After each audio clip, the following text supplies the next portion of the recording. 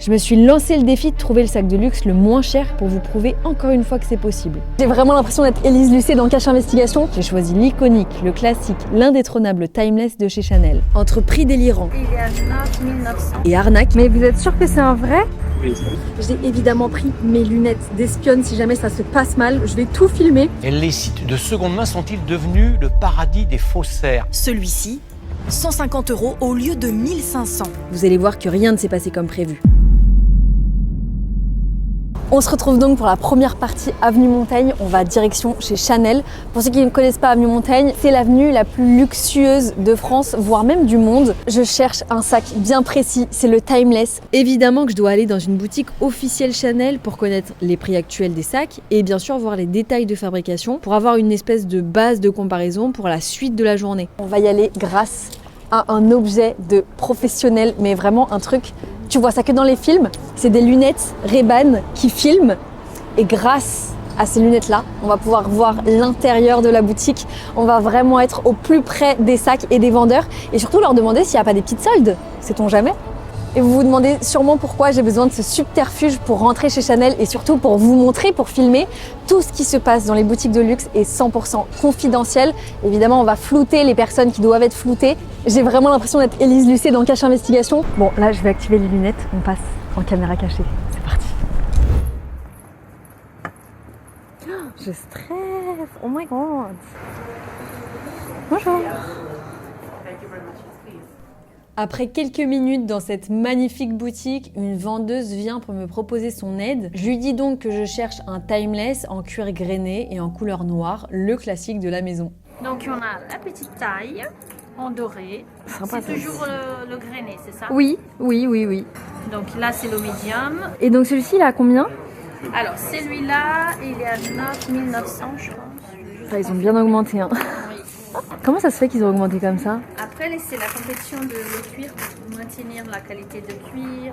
Je me rappelais que les sacs avaient augmenté, mais pas à ce point. Pour cette vidéo, on est sur un challenge à moins de 1000 € le sac, pas moins de 10 000 €. L'accueil est quand même très chaleureux, la vendeuse est super sympa, elle sait que je vais pas acheter, mais me propose quand même de l'eau. Et même mieux, et je m'y attendais pas, elle m'a fait une surprise. Je crois que vous aimez bien le vert. Oui, Je- vous m'avez débloqué un truc.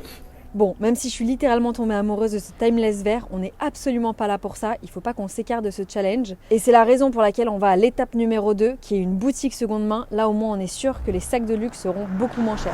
All I'm keeping track of is the weather, and there's no wind, no sun, nothing.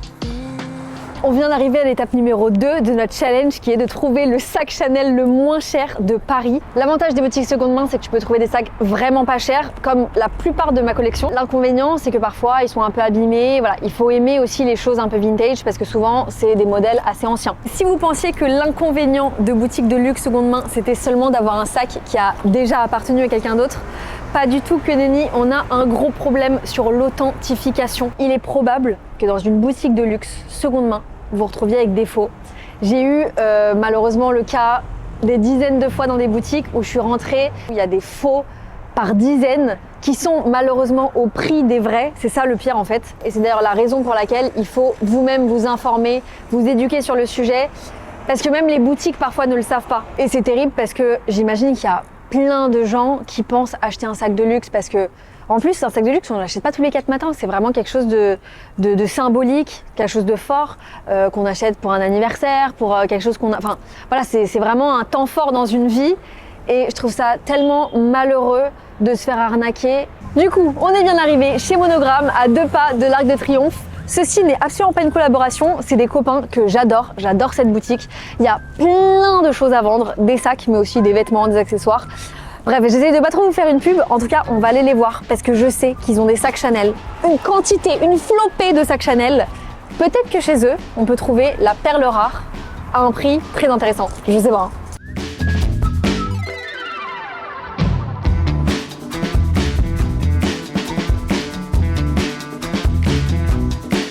Comme je vous ai dit, la patronne de cette boutique, c'est ma copine, donc je vais en profiter pour tout regarder, faire même du lèche-vitrine pour moi, et ça commence très très fort. Elle est incroyable, mais on n'est pas là pour ça. On tombe sur le principal intéressé, un petit Timeless. Celui-ci, je pense qu'il est vintage. Le cuir comme ça est magnifique. Ah, il est très très beau. Il est bien patiné. Et d'ailleurs, dans les boutiques seconde main, les articles sont pas forcément en piteux état, hein. Il y en a parfois qui sont neufs. Là, c'est un vintage. Regardez la qualité, en fait. Le cuir, il est nickel. Il n'y a pas un seul pet. Et d'ailleurs, je pense que ça doit être un des critères pour pouvoir accepter les sacs, ici en tout cas, c'est d'avoir une qualité irréprochable et que l'état soit vraiment nickel. Là, on peut voir, il y a des sacs blancs. Franchement, il n'y a pas une seule rayure, quoi. Donc c'est incroyable, c'est comme du neuf, c'est vraiment comme du neuf. Je vous avais dit qu'il y avait une flopée de sacs Chanel ici. 1, 2, 3, 4, 5. Est-ce que j'en vois d'autres? J'ai encore trouvé mon bonheur, je crois. Mon Dieu, il est dingue. Waouh. Il me le faut dans ma collection. Bon, on n'est pas là pour ça. Brice, Oui. je cherche aujourd'hui un sac Chanel, Ouais. un timeless, cuir grainé, D'accord. le moins cher possible. C'est pour un challenge. Alors, en cuir grainé, Ouais. je ne sais pas ce que nous avons, mais je peux te proposer un cuir lisse si tu veux. Allez, On a un superbe timeless ici. Je l'ai vu. Des années 90. il est super beau. Et il est en parfait état. Il est Vraiment magnifique. magnifique. Et il est plaqué or. Ouais, Voilà. il est très très beau. Et C'est- il est à combien celui-ci? il est 4200 €. On a divisé par 2 déjà le prix Ouais, depuis la boutique pour officielle. un sac qui est vraiment en excellent état. T'en as pas moins cher. Non, malheureusement, c'est le prix de la seconde main sur les Chanel Vintage en fait. Bien sûr. C'est autour de 4002, 4005. Et un Chanel un peu plus récent, un peu moins cher. Ça sera plutôt dans les Ah, 6005. sympa. Mais on va quand même regarder par curiosité Oui, il n'y a pas ce de que t'as. problème. Si tu veux. Montre-moi. Donc ça, c'est Chanel Vintage aussi. C'est un 15 en fait. Un Ouais. Timeless 15, Oui, oui. plaqué or. Vous voyez, je vous disais, la seconde main, il y a parfois des neufs et parfois un petit peu plus abîmés. Bon, on voit que le cuir, il a un peu vécu, comme dit Brice, mais quand même, il est en super bonne qualité, hein. Il est quand même bien brillant. Toujours plaqué or, vous voyez le petit truc là, ici, ça veut dire que c'est plaqué or. Ça n'existe plus maintenant chez Chanel. C'est bien ça, Brice? N'est-ce pas? Tout à fait. Maintenant, on se trimballe quoi d'ailleurs? C'est quoi? C'est de l'acier? C'est du métal doré. Voilà, Métal doré à 10 000 €. c'est ça. Celui-ci est un petit peu plus petit, il doit être un peu moins cher. En effet. C'est vrai? Il est Il à a combien? 3690. Ah, T'as une différence peut-être de 1000 € à peu près. Magnifique. Ouais. On descend petit à petit. Bon, Brice, pour récapituler, donc on a celui-ci à 4 500 €. En Exactement, gros. c'est ça. Celui-ci à 3 500 €. Et je viens d'en découvrir un dans le dos de Brice, Ouais. c'est le 255 à 3 000 €. C'est Des bien années ça? 80 et assez vintage, Il effectivement. est assez vintage. Ouais. Bon, la différence entre un 255 et un timeless, bon, je pense que vous pouvez le constater, c'est qu'il y a le petit sigle Chanel juste là. Et d'ailleurs, je crois que celui-ci, c'était l'original. Il est arrivé avant même le Exactement, timeless. en 1955. Et celui-ci, Ouais. c'est Karl Lagerfeld qui l'a sorti, si je dis pas de bêtises. Oui, c'est ça. J'ai bien révisé mes cours, c'est bien ça. Bon, sortie de boutique, je suis contente et pas contente. Contente parce qu'on a quand même trouvé un sac à 4 000 €. Pas contente parce que je m'attendais à moins de 1 000 €. J'ai une dernière corde à mon arc, mais pour ça, il faut aller à la maison, sur l'ordinateur. Toujours en seconde main, mais cette fois-ci en ligne. C'est parti.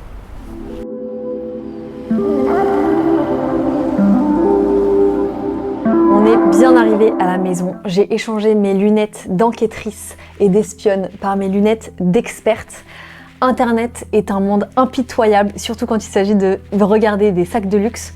Je vais tout vous montrer, tout vous apprendre. En tout cas, je vais essayer. Parce que là, on a fait les boutiques à Paris. Mais quand vous cherchez un sac sur Internet, vous avez le monde entier qui s'ouvre à vous. Ça, c'est vraiment... J'adore ce côté-là parce que tu peux acheter un sac au Japon, comme en Allemagne, comme je ne sais où dans le monde. Il y a certains modèles de sacs de luxe qui sont pas aussi recherchés ailleurs qu'en France par exemple. Donc tu vas pouvoir trouver des pépites à des prix super abordables. D'ailleurs, la plupart des sacs que j'ai dans ma collection ont été achetés sur Internet. Par exemple, c'est un très bon exemple, le sac que j'avais toute la journée, que j'ai acheté sur Vestiaire Collective à un prix défiant toute concurrence. Je l'ai acheté à 350 € en sachant qu'il cote plutôt dans les 1005. Celui-ci, c'est un de mes sacs préférés et j'ai à peu près le même en blanc. Donc collaboration entre Louis Vuitton et Takashi Murakami, l'artiste japonais. Celui-ci, je m'en rappellerai toute ma vie, je pense. En fait, il a coté à partir du moment où Kylie Jenner l'a porté vers 2020. Je me rappelle que c'était pendant le confinement ou un petit peu après. Et celui-ci, pareil, je l'ai acheté dans les 500 €. Ces deux-là, c'est des très bonnes affaires que j'ai fait. J'en ai fait évidemment bien plus. Après, il n'y a pas que sur Internet que vous pouvez trouver des bonnes affaires. Par exemple, j'étais au Canada il y a quelques jours et j'ai trouvé un sac Vuitton authentique à 200 € dans une friperie. Je l'ai pas acheté parce que franchement, j'ai pas besoin d'un sac en plus. Mais preuve qu'il peut exister encore de très bonnes affaires en boutique. C'est pour ça que c'est important de toujours aller vérifier en boutique seconde main parce qu'on sait jamais, il peut avoir des pépites. Alors, c'est vrai que j'ai fait beaucoup d'affaires dans ma vie d'acheteuse compulsive de sacs à main, mais j'ai aussi, malheureusement, eu pas mal d'arnaques. Par exemple, ces 2 saddles de chez Dior que je pensais 100% authentiques, que j'ai achetés sur Vinted, mais qui s'avèrent être complètement faux. Et les sites de seconde main sont-ils devenus le paradis des faussaires? Dans la collection d'Emmanuel, il y a eu jusqu'à 300 sacs à main. Moins chers qu'en boutique, mais pas authentiques. Enfin, j'ai même pas eu besoin de l'ouvrir que j'ai su que c'était un faux en plastique. D'ailleurs, si ça vous intéresse, je pourrais faire une vidéo totalement dédiée à ce sujet de comment reconnaître une contrefaçon ou non. Bon, je vous rappelle que j'ai un challenge à relever, il est bientôt 21h et j'ai toujours pas trouvé mon sac de luxe à moins de 1000 €. Malgré toutes les alertes que j'ai mises sur les différents sites de seconde main, j'ai toujours rien trouvé. Je retourne donc sur Le Bon Coin et là, une annonce vient juste d'être publiée. Je décide d'appeler le vendeur et évidemment, j'ai enregistré notre conversation. Juste par curiosité, vous avez la facture, vous avez la boîte, vous avez des choses comme ça? Non, malheureusement, moi je n'ai pas ces documents. En fait, si vous voulez, ça c'est pas à moi, donc ça c'était à ma cousine qui m'avait donné. Et donc voilà, elle m'a donné tout simplement parce qu'elle n'utilisait plus et que ça s'était taché à l'intérieur. Ok. Donc c'était ça. Ok, mais il est authentique, enfin vous êtes sûr de... Oui. Ok. Ça, j'en suis sûr. Mais du coup, qui c'est qui a le sac? C'est mon cousin actuellement, donc à Nanterre. En fait, si vous voulez, moi je vis avec lui, mais actuellement, en fait, je suis en déplacement, donc je lui ai dit tout simplement de poster l'annonce sur son compte Le Bon Coin parce que moi je pouvais pas gérer. Il faut savoir que déjà sur Le Bon Coin, j'ai parlé à quelqu'un qui n'était pas cette personne à qui je suis en train de parler. J'ai eu quelqu'un d'autre qui m'a expliqué que c'était pas elle qui vendait le sac, mais c'était son cousin. Et quand je lui ai demandé mais pourquoi c'est ton cousin qui vend le sac, elle m'a littéralement dit parce que son compte a été signalé et qu'il peut plus mettre d'annonce. Déjà, gigantesque red flag. Donc déjà, quand je l'ai au téléphone, je lui demande de m'éclaircir un peu l'histoire. Il me confirme que c'est bien son sac et qu'il est évidemment bien authentique. À cet instant présent où je vous raconte cette histoire, j'ai rendez-vous avec lui dans 1 heure. L'annonce a été supprimée. Je leur laisse le bénéfice du doute jusqu'à que j'ai ce monsieur-là au téléphone qui m'explique non pas que son compte a été supprimé, mais que lui travaille, donc il ne pouvait pas mettre en vente l'article. En revanche, c'est lui qui va se déplacer pour le rendez-vous. Ça n'a aucun sens! Et dans tous les cas, même si c'est un faux, évidemment que je vais y aller, évidemment que je vais tout vous filmer. Ça peut être dingue en vrai d'avoir ce genre d'expérience parce que ça fait longtemps quand même que j'ai pas croisé de vendeurs de faux. Normalement, ils se cachent plutôt sur les plateformes comme Vinted ou Vestiaire Collectif. Enfin, c'est rare que tu vois des vendeurs de faux en vrai. En tout cas, pour vous parler un peu du sac qu'il est censé avoir, d'authentique évidemment, c'est un sac Deauville qui vaut dans les 3000 € à peu près en seconde main. Et lui, il le vend 800 €. Et je sais ce que vous allez me dire que c'est pas possible de trouver un vrai Chanel à 800 €, mais je vous assure que c'est totalement possible. Il y a des gens, ils sont même pas au courant des prix de la cote des articles en seconde main. Ils pensent que c'est des vieux trucs. Vous savez, une fois, pour vous parler d'une petite anecdote que j'adore, dans le 16e arrondissement de Paris, donc un truc un peu huppé quoi, pour ceux qui connaissent pas, c'est vraiment le quartier chic quoi de Paris. Et une fois sur Le Bon Coin d'ailleurs, c'était aussi sur Le Bon Coin, je vois un sac saddle à genre 150 €. Donc moi évidemment je me jette dessus, j'appelle la dame en lui disant voilà je suis super intéressée, je peux même passer dès ce soir. Donc cette dame me dit c'est le cadeau de mon ex-mari et j'en ai plein les armoires. Je veux absolument tout vider, je ne veux plus rien de lui dans cette maison. Quand je vous dis, j'ai sauté sur l'occasion, je lui ai dit mais dites-moi qu'est-ce que vous avez d'autre parce que je suis super intéressée. Il y avait 3 sacs, un Chanel, un Fendi, un Dior et je crois que je lui ai acheté pour 600 € les 3, un truc comme ça, vraiment un truc mais ridicule. Pour cette raison que je ne perds pas espoir, sait-on jamais. Bon, j'ai rendez-vous dans 20 minutes, souhaitez-moi bonne chance. J'ai évidemment pris mes lunettes d'espionne si jamais ça se passe mal, je vais tout filmer.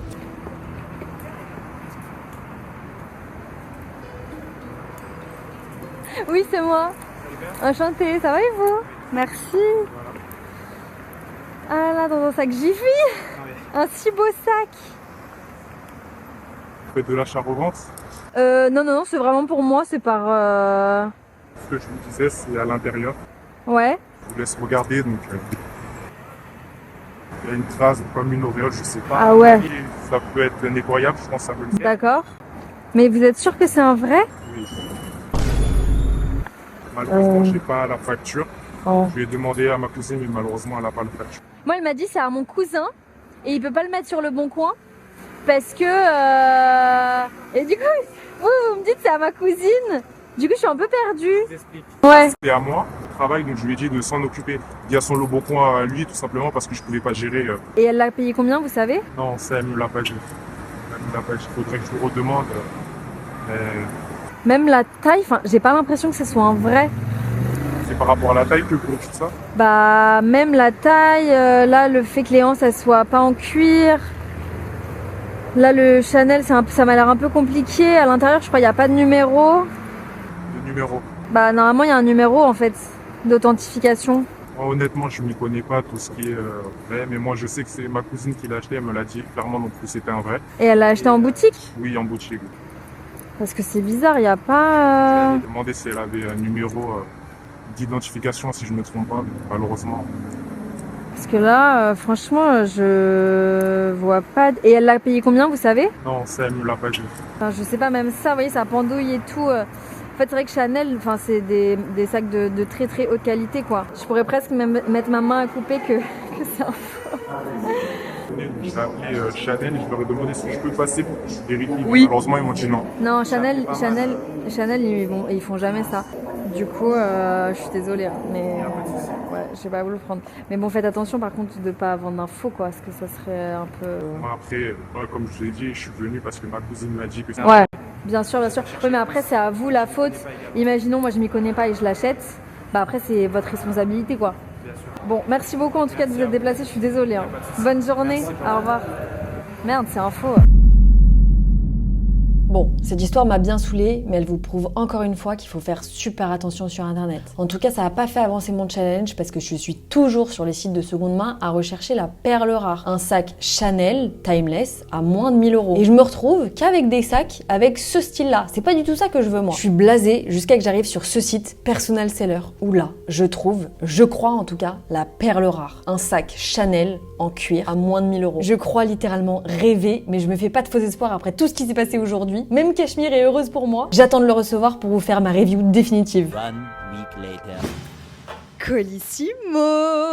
C'est pas j'étais en train de tourner un épisode de l'école du luxe quand le facteur a sonné à ma porte, j'ai su ce que c'était. C'est le fameux Chanel que j'ai commandé sur internet en seconde main. J'ai trop hâte de l'ouvrir, j'ai trop hâte de voir si c'est bien un authentique, si c'est bien conforme à ce que j'ai vu sur internet. J'ai plein de questions sans réponse, donc on va l'ouvrir ensemble. Bon, cela dit, je me fais pas trop de surprise parce que en ayant vu l'annonce, je sais que le sac n'est pas d'une condition excellente. Je sais même qu'il y a un très gros problème au niveau du cuir. Donc peut-être que ce sac Chanel terminera en DIY. Encore une fois, je l'ai payé 500 €. C'est déjà un truc de ouf d'avoir payé un sac Chanel à 500 €.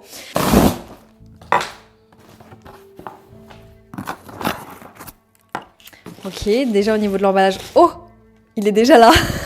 Niveau de l'emballage, on est pas mal. Il est dans un sac plastique. Attendez, je vous fais ça tout propre. Ladies and gentlemen, est-ce que vous êtes prêts pour le sac Chanel à 500 €? Franchement, je m'attendais à pire, je sais pas pourquoi. Bon, il est dans une shape un peu particulière, mais ça, c'est quand même très très facile de le remettre en place. Bon, non, quoique, il est dans un sacré état. Oh mon Dieu! Bon, déjà, pour moi, de toute évidence, il est authentique, juste qu'il est très vintage.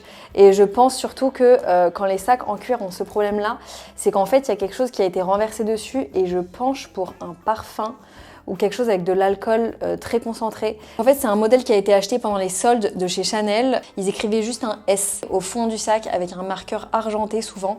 Et ça se passe encore chez Hermès par exemple. Chez Hermès, quand vous faites les soldes, il y a toujours les articles avec le S. Ils font pas d'édition spéciale comme chez Chanel aujourd'hui. Il y a moyen que je gratte tout le cuir du sac pour que ça rende exactement comme sur la anse. Bon, après, vu l'état de ma table, je pense que je suis obligée de retirer le cuir parce que sinon, je vais en avoir partout. Et dans cette vidéo, on a quand même tenu bon malgré le fait qu'on ait eu affaire à des arnaqueurs. D'ailleurs, en parlant d'arnaqueurs, ça me donne une petite idée pour la suite de cette chaîne YouTube.